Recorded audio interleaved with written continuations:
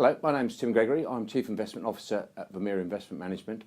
I'm going to talk today a little bit about where we are in the economic and the investing cycle, because I think one of the questions that we get more often than perhaps most other questions is how late in the investing and economic cycle are we? Because many people fear that we are coming towards the end of what has been a long and elongated cycle of growth, and that inevitably the next move in the global economy will be to fall into recession. And that's clearly been a big topic of debate in recent months, particularly at the end of last year when stocks were under significant pressure. And I think one of the things that perhaps is not considered enough in this debate is the fact that although this is late in a very long cycle, this cycle has been significantly lower growth in many economies, particularly in Europe and in America, where growth has been subnormal. We were told at the end of the Great Recession that the new normal was going to be lower, slower growth, and indeed it has been.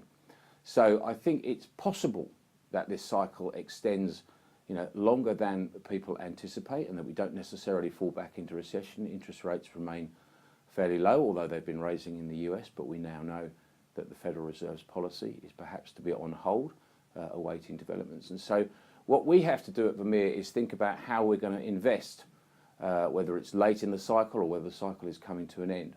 And what we think is that there's probably two good strategies for that. We want to invest in companies that have got sustainable growth models that aren't solely reliant on the macroeconomic environment, albeit that most companies are impacted in some way by changes in growth rates, but also in some value companies that have been badly out of favour for a long time. Growth has dominated market sentiment, but actually there are some opportunities in value. But what we look for is that there's a clear catalyst to invest for change. So if we look at some of the names in our portfolio at the moment, things on the sustainable growth side, companies like Microsoft, where they're getting the benefit of the great transition to cloud, which they're at the forefront of with Azure. Companies like Ferrari, which albeit might not be the first thing you think of as being a really stable business that might be immune to economic cycles, has such a long order book and a great fear that if you leave the order book you'll never get back on and enjoy the benefit of owning your new car, has actually had a very sustainable business over time and continues to grow its franchise with new models.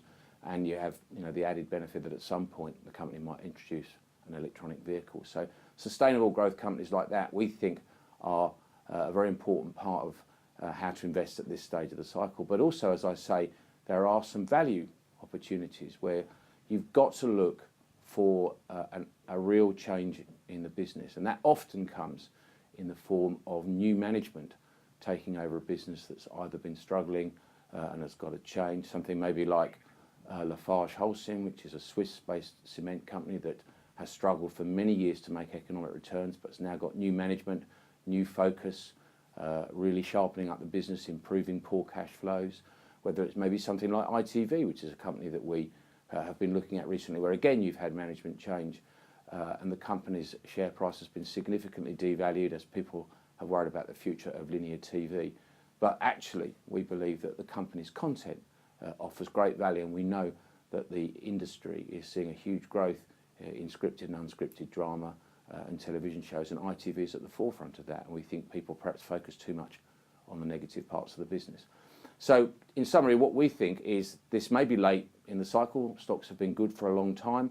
We're not anticipating much particular growth in market indices, but we think that investors can find companies, either those with a sustainable growth franchise or value companies with a catalyst that will lead to change and improved share price performance. And we think you can still generate good returns from a strategy that follows those two lines. Thanks very much for your time.